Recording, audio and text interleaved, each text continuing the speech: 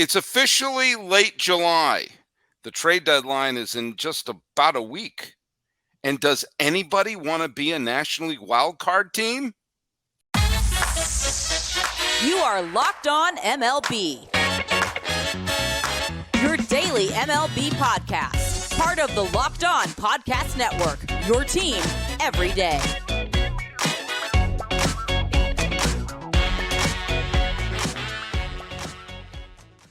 Hello, baseball fans, and welcome to Locked On MLB with a Locked On Diamondbacks crossover for the 24th day of July, 2023. I am your host, Paul Francis Sullivan.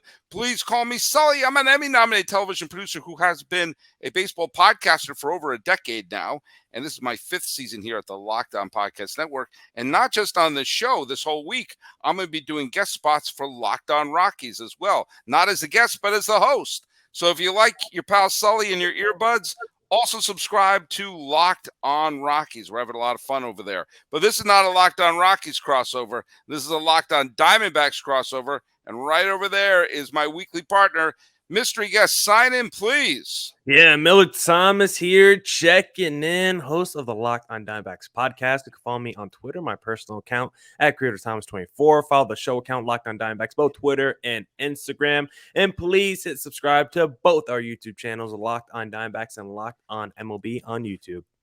All right. And hey, by the way, we have on the trivia question from the other day. We have ourselves a correct answer. The question was, who was the only person to win an American League batting title? And in the year where they won the batting title, they did not hit a home run that whole season. Now, we had someone Scott Campbell had a great answer to it. It was wrong, but he had a great answer to it. He thought it was Willie McGee, who actually won the National League batting title that year, but finished the year on the American League with the A's and didn't hit a home run for the A's. So he thought that I was trying to play a little bit of a three-card Monty with the question. He said, nope, that's some good knowledge there. But the fact of the matter is he did hit home runs while winning the batting title for the Cardinals that year. The answer is Rod Carew. Whoa. Rod Carew won the batting title, one of his many batting titles that he won. And I believe it was in 1973 one. He did not hit a home run all year long. By the way, a friend of the podcast, Gar Renes, who was actually the first ever guest I ever had on the Old Sully Baseball podcast. He's better known as Batting Stance Guy, where he has an amazing set of videos where he perfectly mimics people's batting stances. He appeared on David Letterman doing that. He's been invited to major league clubhouses where there's videos of him imitating the different batting stances, and the like uproarious laughter of the other players as he's spot on. He says it's the least marketable skill he's ever seen, and he's a buddy of mine. We watch World Series games together. And when he was on Letterman, I may post this clip on Sully Baseball. He was on Letterman when Letterman, who of course is a huge baseball fan, would be yelling out specific players. Most of them were stars from the 70s and 80s, like do Joe Morgan, do Willie Stargell. And when he did his Rod Carew, he said Rod Carew was so relaxed when he was at the plate. He said it's believed that a couple times he actually fell asleep while he was at bat, to sort of just not waking up, and just holds the bat so gently. But when I was a kid, I know Rod Carew is before your time. A little bit. I did there was one year, it was 2017, I did a baseball card of the day every day on the Old Sully Baseball blog. And I posted the card of the back-to-back years of the first 2 years I really collected baseball cards. You had Rod Carew and Dave Parker were the batting champions. The first year I collected baseball cards, and the second year I collected baseball cards. So it said batting champions, Rod Carew, Dave Parker. Next year, batting champions, Rod Carew, Dave Parker. And I just assumed, well, that's what happens every year. That had nothing. It almost had nothing to do with their accomplishment. It said that's their title. They're the batting champion. Just like the first 2 years, the home run kings of the National League was George Foster and Jim Rice in the American League. Next year, same two. So like, well, I guess that's how it is. Every year, Rod Carew leads the league in hitting, and Jim Rice leads the league in home runs, and Dave Parker and George Foster. Little did I know. But anyway, that's a little Rod Carew, and that's what the answer to that is. We're going to have another trivia question, which, by the way, is the same trivia question I posted on Locked On Rockies. So I'm going to see if people on Locked On MLB or Locked On Rockies gets my upcoming trivia question down. Okay, let's talk a little bit about wild card races. Hey, Millard, you follow the Diamondbacks for the wonderful Locked On Diamondbacks podcast. Let me ask you a loaded question, shall I? Yes, sir. How do you think the Rockies have done recently? Oh, God. The Colorado Rockies, I'm not going to lie to you. They're not a team I'm checking on too often when it comes to the standings. I'm looking at the NL wildcard race right now. The Rockies are sitting dead last in that standing race. But they've also not lost a series since the All-Star break, and they've done nothing but play contenders. In other words, the Rockies are the king of the upsetters, which brings us to the Diamondbacks. The Diamondbacks are currently a playoff team. How are they doing? It doesn't feel like they might be a playoff team for long silly baseball because they've been struggling since about mid-June here. Yeah, but here's the deal. Though the Diamondbacks just got swept. All right? Don't remind me. They're on a 4-game losing streak. They've lost 8 of their last 10 games. But guess what? The Giants have been awful too. The Giants got swept by the Nationals. They got smacked around. They got taken to the woodshed. And not only that, but the Marlins won an extra inning game in the bottom of the 10th today only because Bud Black fell asleep like Rod Carew during the middle of an at-bat and managed the 10th inning as badly as he could. But before that, the Marlins had been, as I knock my headset around, on an 8-game losing streak. And not to be outdone, the Philadelphia Phillies, who did manage to pull off an extra inning win to the against Cleveland today, but they've been on a disastrous losing streak. Nobody wants to win. Do you know who the team with the top wild card team is as of this recording? Do you know who it is? I do, unfortunately, because they swept my team this week. The Reds, who a week ago were on the outside looking in. And now they'd have home field advantage. Now, granted, 1 game in the loss column separates first place. When I say first place, I mean in the wild card. First place Cincinnati and 5th place Miami. 1 game in the loss column separates Cincinnati, Arizona, San Francisco, Philadelphia, and Miami. And here's the weird part. Only 4 games in the loss column behind them are the freaking Cubs, who are selling. Now, no, you just smirked because, they're not going to win anything. But what if all these other teams are on a free fall? Then you're like, holy Toledo. It may open the door for one of these teams. What's going on with the D-backs and what's going on with all these teams that don't seem to want to be part of the wild card chase? I don't know. I mean, at least for the D-backs, I got such tunnel vision on that team. I know they've just been terrible against these at least 500 or better teams since mid-June. But because I watch the D-backs every day, it just feels like my world is falling apart. But you did help me out here, Solid Baseball, putting into perspective that it's not just the D-backs are struggling. It's everyone in that NL wildcard race. And so that helps me a little bit with knowing that the season's still long and the D-backs are going to be in the thick of the race. And I actually want to see, it's kind of more fun that all these teams are struggling together because your team loses, you feel demoralized, but then you look at the standings and you're like, oh, nothing has changed. So you can still keep the same kind of positive attitude they might have had, a couple weeks ago. But I'm really just curious to see how these teams are going to approach the deadline because all these teams are right in the mix, but no one exactly is pulling themselves away right now. So how do these front offices evaluate their own clubs and say, you know what, this team is good enough to make a deep postseason run. Let's add a couple more pieces. Or you're going to be like the Miami Marlins. We're going to try to get in there naturally, but we're not going to be sellers. We're not going to be buyers. We're just going to stand pat and just let this season play out. I want to see what's going to happen. You mentioned the Cubs. I still think they're going to be big sellers, but in a week and a half, if they're still if they're 3.5 out, I don't know what they're going to do. This NL wildcard race is going to be fascinating as we approach the deadline. Yeah, and we're going to talk a little bit more about that because I have some real thoughts about some of the teams that are in free fall that could really help themselves at the deadline, and two teams who must be looking at this free fall and smacking themselves right in the head. But first, Do you think Corbin Carroll or Jordan Alvarez, I guess he's hurt right now. How about Vlad Guerrero Jr.? Do you think those guys could hit a home run tonight?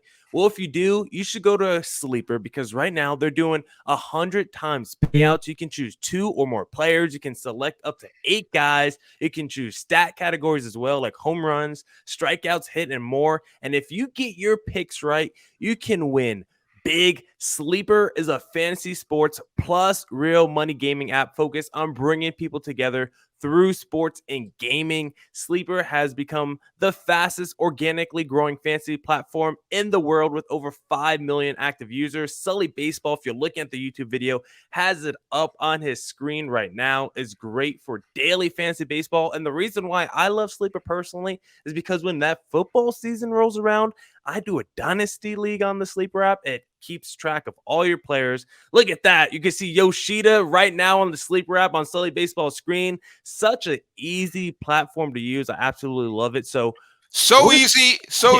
Even Sully can use it. Even Sully can use it. And that man, I don't know if you guys know this, but Sully's over 50 years old. So they get a little technologically, Back in my day, we prayed to Stratomatic while eating a rotisserie chicken. Yeah, Sully used to play games on the typewriter. So now that we got the Sleeper app, Sully can take his gaming to the next level. So use promo code LOCKEDON. You'll get up to a $100 match on your first deposit. Terms and conditions apply. See Sleeper's terms of use for details. Currently operational in over 30 states. Check out Sleeper today.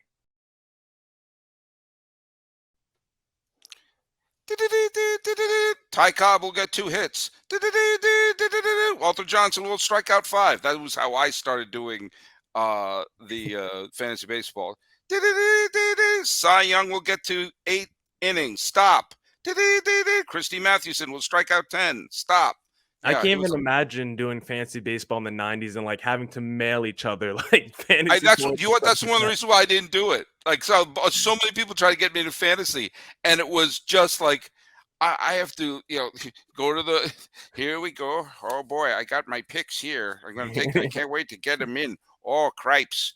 I hope I get Kirby Puckett on my team today. I hope he gets a hit. And then they would get it back. It'd be typed out like a mimeograph. Like there.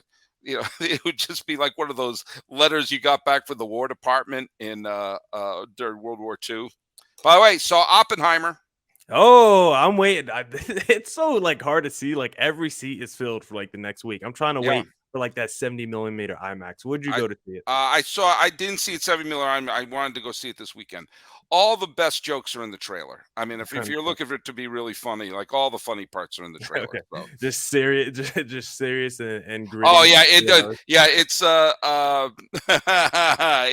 it's very good. Surprising. Christopher Nolan made a good movie, but yeah, it's intense. No double feature for you with Barbie? No Barbenheimer? I almost had to see Barbie afterwards just to sort of relax a little bit. But instead I watched baseball, and let's get back to that. I'll tell you, 2 teams that must be looking at this free fall from the National League wild card with absolute agony have to be the Padres and the Mets.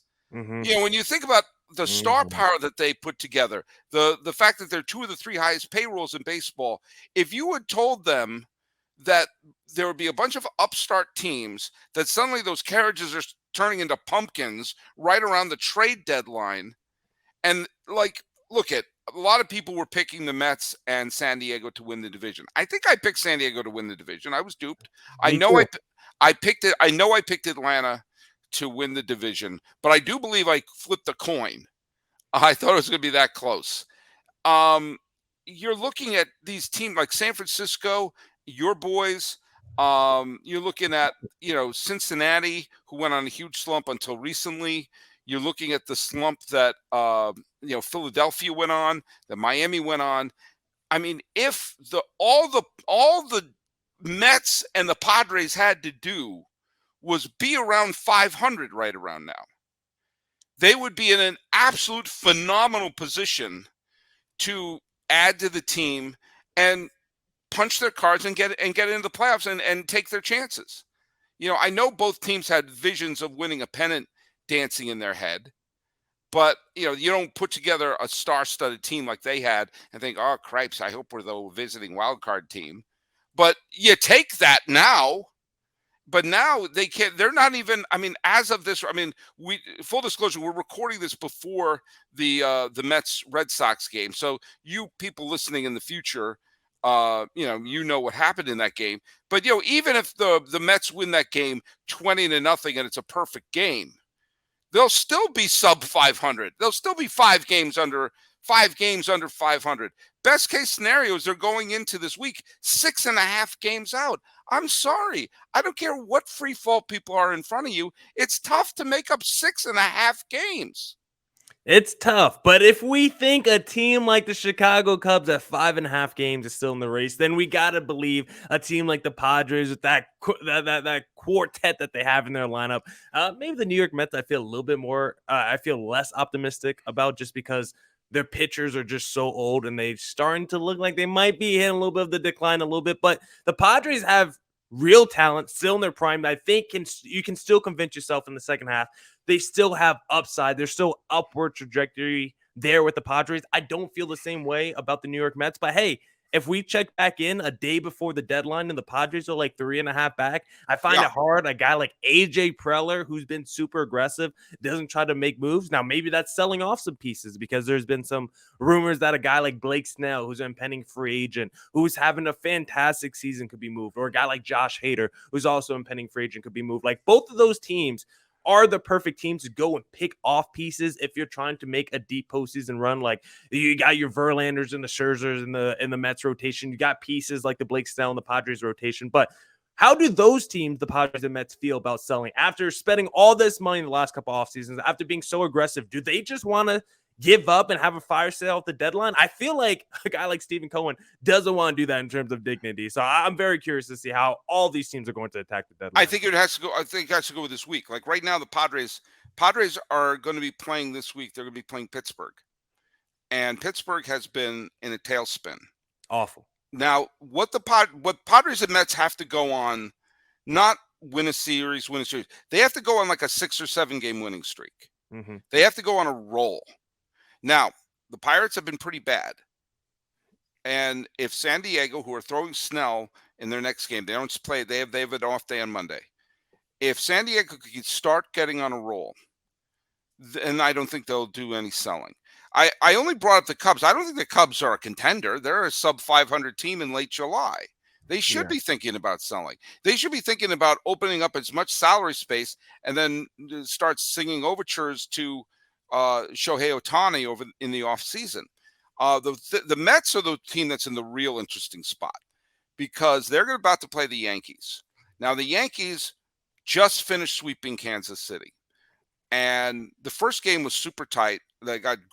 Yankees got amazing infield defense on the game on Friday that basically saved the game, because if they went from getting swept by losing the series to Colorado, getting swept by the Angels, and losing game 1 to Kansas City, oh my God, there would be pitchforks and torches. They held on for dear life on Friday and then won Saturday pretty easily, and then had a late rally on Sunday to finish the sweep. They did what they had to do. If we've been trashing the Yankees for losing these games they've done before, you got to at least praise them a little bit for saying they had 3 games against a team they should have beat and they freaking swept them. And so they did that. Now, have they righted the ship, or are the Royals just that bad? Bad. And the Mets are going to play the Yankees. They have Verlander going against Herman. Herman, as we know, can be perfect, but most of the time he's not. Verlander has actually pitched pretty well recently. Mm-hmm. This game is critical for the Mets. They have to go on a run. Now, if they go on a 5-6 game winning streak, suddenly they're hovering back around 500, and the last wildcard team is probably not going to be that much higher than 500 if recent weeks have been any indication. So for those two big budgeted teams, this is the most critical week of the season, because if they lose to the Yankees and the Padres stub their toe, then trade away Snell and trade away Scherzer. Yeah, we see teams like we saw this last year with like the Phillies who are really struggling the first half of the season. Then they get rolling the second half. You make the third wild card or the second wild card, and then you're on your way to the World Series. And for this New York Mets team, like if you're Stephen Cohen and this is year one of this fat payroll, you almost tried to get Carlos Correa. Like if this is year one where your payroll's anchored by like these two near 40 guys. I mean, Scherzer's already 40. Justin Yeah. Verlander's like 39. If this is year one, like you said, Verlander's been pitching well recently, but this is not the Verlander that we saw last year. Like his strikeout numbers are way down. It doesn't seem like he looks more like a number 2 or number 3 starter right now. Scherzer doesn't even look like that number 1 guy that we've seen from the last few years. So if you're Stephen Cohen, this is year one of that payroll, and this is the results you're getting. I feel like you're probably more likely to sell those guys at the deadline if you could.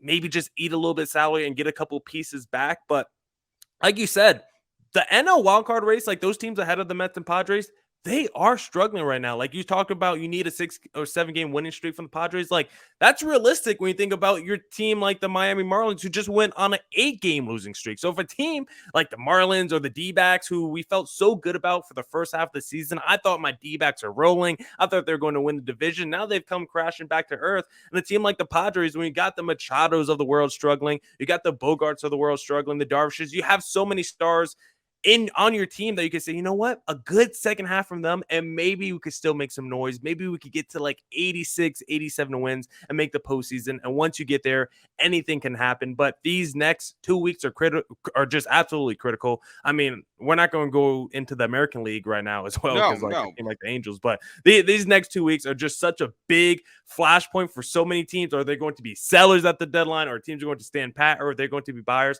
I don't know if I've ever approached the deadline 2 weeks out where I'm like, half the league are either going to have a fire sale or they're going to try to pick off pieces from other rosters, because so many teams are just like in this no man's land of purgatory where they don't know what's up, what's down, and whether they should go be aggressive or not. And we saw in just the last 2 years, at this point last year, the Phillies went on a big roll, and eventually they got all the way to the World Series. At this point last 2 years ago, Atlanta had a losing record and had lost Acuna for the season. And they made some smart moves, not high-profile moves, and they wound up. Both of those teams got all the way to the World Series. Obviously, Atlanta won the whole damn thing in 2021. Do I think? I mean, get in, just get in. But if the Padres and the Mets want to be the next name on that list of NL pennant winners who were out of it at this point, they better start winning right now.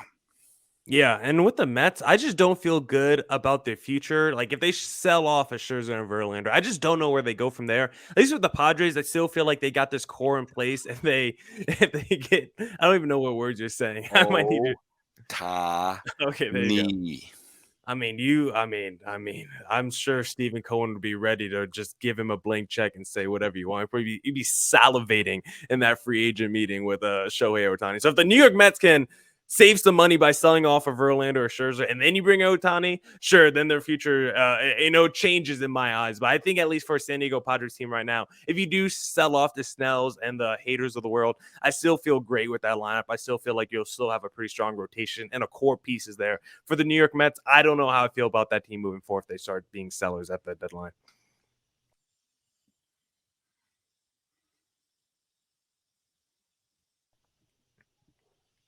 All right, last segment here with Millard Thomas. We talked about the future with the future pennant races. We talked about the present with some of the teams sliding. Let's talk a little bit about the past. We had a great Hall of Fame weekend. And that's, to me, I mean, I'm not intensely emotionally quivering my bottom lip over Fred McGriff and Scott Rolen. That being said, they were both wonderful players. I saw their entire careers. I've always felt Fred McGriff was probably the most underappreciated of the sluggers of his time. He wasn't hitting the 60 home runs. It just every year, 35, 40, 35, 37, 30, like every year, Fred McGriff, whether it was the 80s, 90s, 2000s, he was just a consistent crusher of homers. And oh my goodness, his body didn't suddenly change, or he didn't suddenly become a 70 home run hitter in his 40s. I'll just leave that one right there. And Hit was part of some, playing the postseason with a bunch of teams, was part of, I think, the single best team to not win a pennant, which was the Blue Jays of the late 80s, early 90s. Yes, I know the Blue Jays wound up winning the World Series in 92 and 93, but McGriff was part of one of the biggest massive blockbuster trades of 2 All-Stars in exchange for 2 All-Stars. Fred McGriff and Tony Fernandez for Roberto Alomar and Joe Carter. I mean, that's a trade you don't see anymore. That's a trade you make on So Rare, and that was and that when that trade happened, it's like, holy what? But yeah, his arrival on the Braves in 1993 just turned them into a juggernaut. He hit a home run in his first World Series at bat in the World Series against Cleveland in 1995. All class. No one on the planet has a bad word to say about Fred McGriff. And so I'm glad he's in. Scott Rolen's one of the great third basemen in the history of baseball. I have no compunction saying that.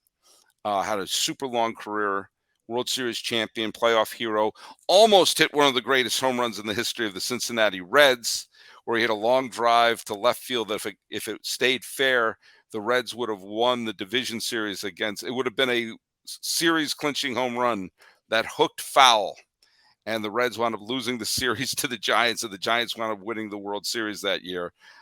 Take that, Jeff Carr, that memory of how close you came, a Scott Rolen foul ball away from going to the NLCS in 2012. But yeah, those are 2 legit Hall of Famers.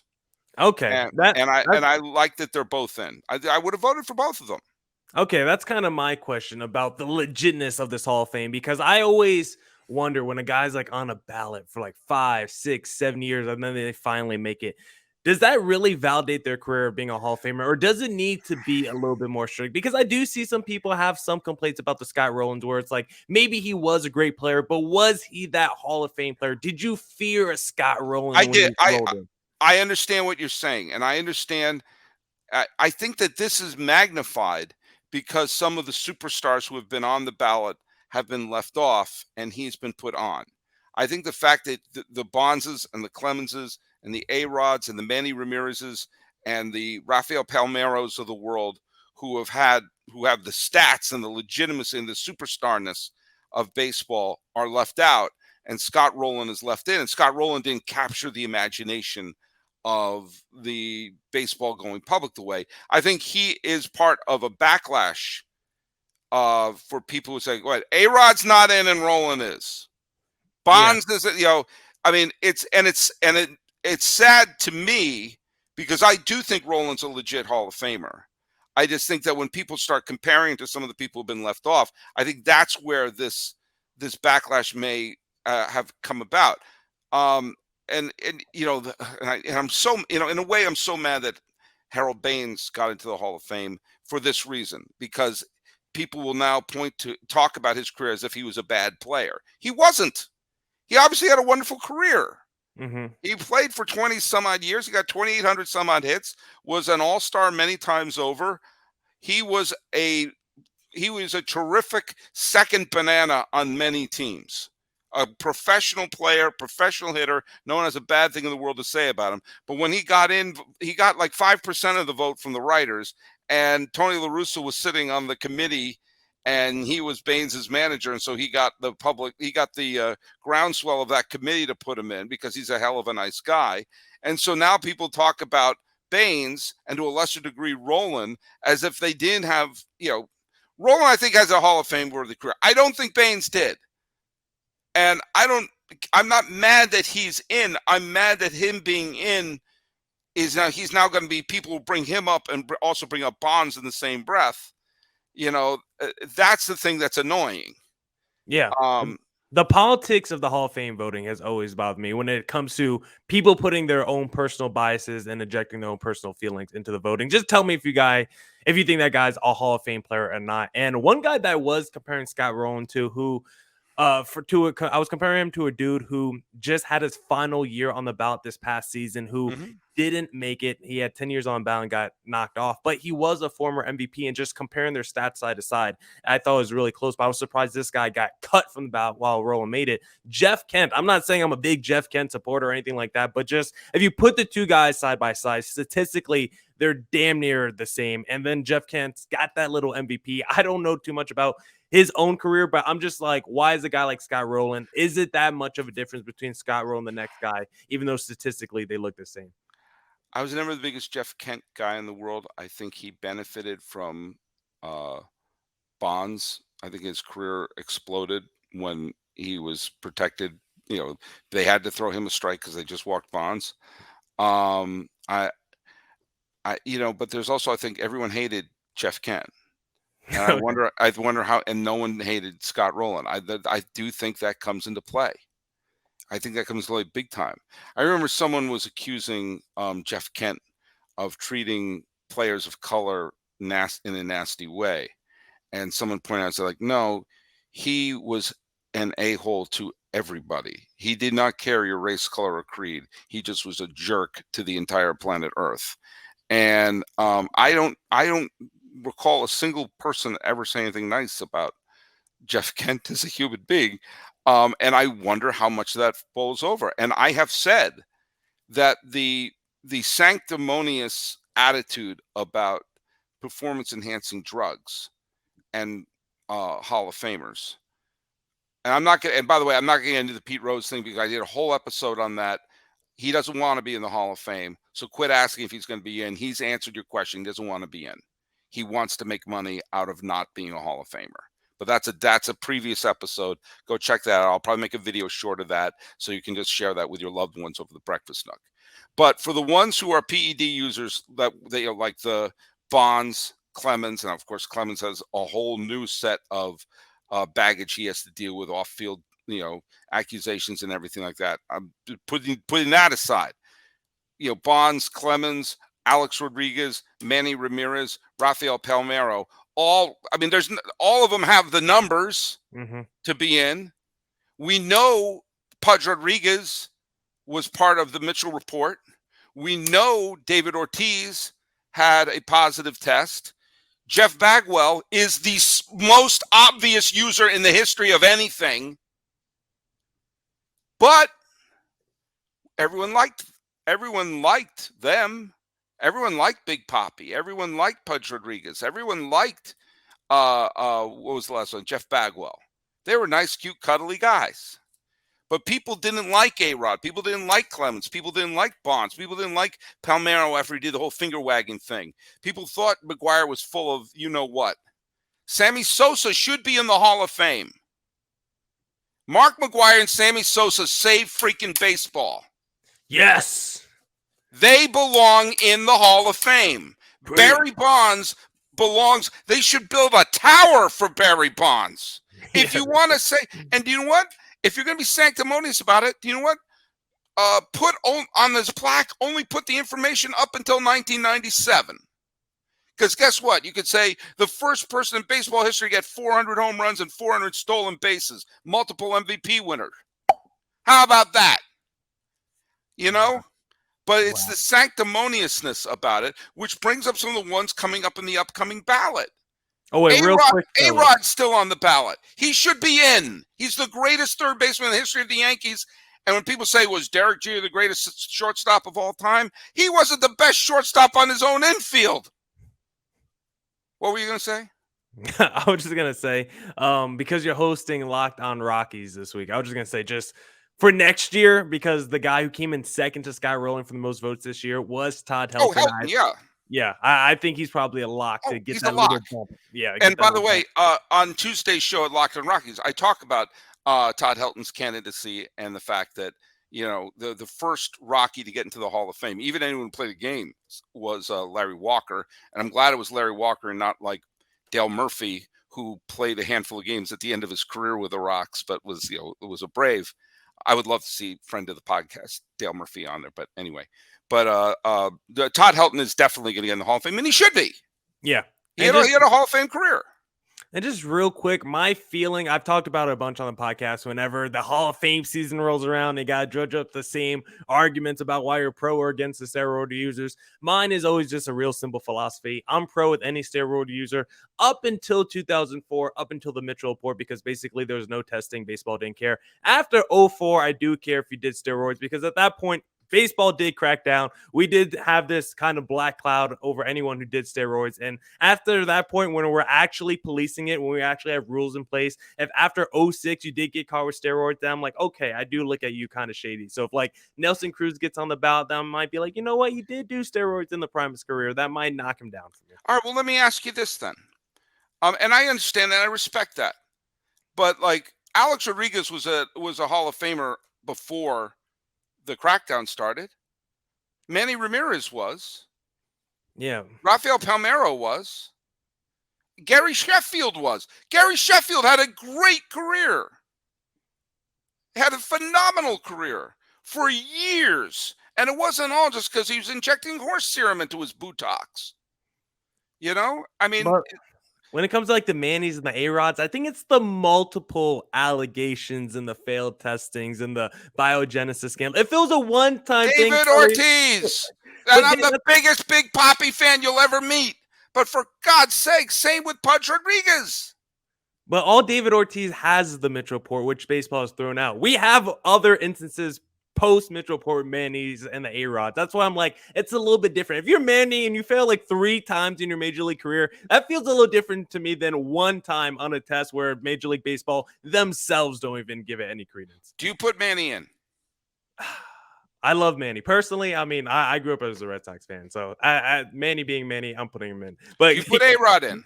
See, A-Rod is where it gets a little the greatest third baseman in Yankee history. I mean, don't throw Greg Nettles in my face. With the same logic, I would have to put A-Rod in as well. But I think personally, I wouldn't actually have either one of them. And just because you can't fail so many tests and have steroids delivered to your house, you have to have some kind of ground rules here. We can't just let in all the cheaters. Okay.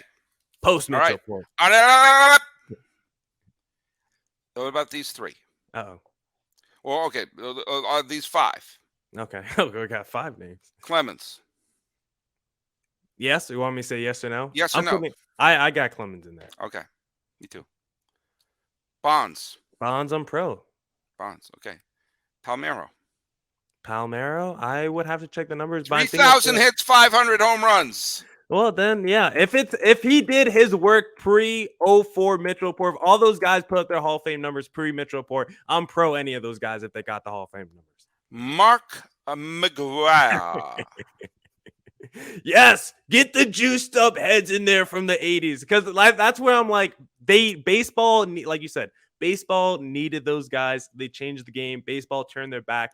Everyone benefited off the steroids in the 80s, so those guys should go in. But the guys post 04, when we weren't benefiting off steroids, okay. Sammy Sosa. You know, Sammy Sosa's an interesting cat off the field. He's got some identity issues, but I guess he could go in the Hall of Fame. I just don't know what color his bust is going to be. Okay, look at he's doing. I'm not going to touch that one. I am not going to touch that one. You know, his bust will be bronze. That's all I know. That's all I know. Bleach all right, bronze. There you go. There was one time he showed up and he had like a pink hat and he was wearing a pink suit, and only Superman fans will appreciate this. He looked like Mr. Mxyzptlk from the Superman comics. Anyone who gets that, send me a message at Sully Baseball, because if you do, I'll put him side by side, Mr. Mxyzptlk and how Sammy Sosa came out. All right, cool. But we agree that Todd Helton belongs in, and Adrian Beltre also on the ballot is a no-brainer. Right? Yeah, I was gonna say, look at next year. Are there any guys who are like are no-brainers, or are there any guys who you just think are like just really interesting that you don't know where it's gonna go, like a coin flip? Well, Helton and Adrian Beltre have to be in. I vote for Sheffield. I absolutely have Sheffield in there. I like that. Beltran is an interesting case because of the stink attached to him from the Astros year. The 2 most interesting cases that I think are worth looking at are Billy Wagner and Andrew Jones. I can go either way on both of them. I've heard very compelling case on both sides, and thank goodness I don't have a vote. But you have two that are absolute no-brainers for next year, which are, so if you're a Ranger fan, if you're a Rocky fan, go reserve your tickets to go to Cooperstown, because Todd Helton is absolutely gonna make it, and also Adrian Beltre. Yeah, him too. I don't know if he'll be a first ballot, but Joe Mauer's going to be on the ballot for the first time next year. He's an interesting one. He's interesting. He's one that I think is worth debating over and seeing the pros and cons, especially because of his position. Yeah, I think because he's a catcher, I'm just looking at his stats. Like, he's led the league in average 3 times. He got the MVP. I think because of the numbers, the two most interesting guys I think for me on this list is because when you think of their primes, it felt like they reached these really high highs, MVP finalists, but their primes actually didn't last longer than like 6 or 7 years in terms of their peak. Both a Chase Utley and a David Wright, both of them kind of dealt with injuries for the second half of their career. More David Wright, but both those guys for like 5 or 6 years, you could say maybe the best players at their position, but their peak wasn't as long as maybe you might have remembered when you go back and look at their stats. Which is why I bring back Sheffield. Look at how long he was a legitimate MVP, and it wasn't all just steroids. He for all those years with Miami, or they were Florida back then, those years he had where he was the legitimate MVP candidate in San Diego, in Los Angeles. He played some great years with Atlanta, was great with the Yankees. He had such a long peak. So take a look. All right, we're getting off piste here. Got to wrap this up here. Hey, let me throw the trivia question that I asked to Locked On Rockies to my audience here. And the question is, when the Rockies had their great year in 2007, where they stunned everybody and went to the World Series, they had only one All-Star representative that year. Who was the Rockies' lone All-Star for the year they went to the World Series in 2007? See if you can get it, and the Rockies fans can get it on Locked On Rockies. Send your answer to @Sully Baseball. Hey, Millard Thomas, where can people follow your show? Hey, you can follow me on all your streaming platforms. Just type in Locked On Diamondbacks. We're also on YouTube, Locked On Diamondbacks. I'm there as well. Follow my personal Twitter account @CareerThomas24, or look up the show account, Locked On Diamondbacks, both Twitter and Instagram for the show handle. And you can follow me. I'm at Sully Baseball on Twitter, Sully Baseball Podcast on Instagram. Talking about a wild card race that's mainly wild because of mediocrity at this point, and celebrating the non-mediocre legends. Is that non-mediocre? Is that grammatically? You know what I'm talking about. This is Locked On MLB, Locked On Diamondbacks crossover for the 24th day of July 2023. We're going to fist pump for another week. Boom.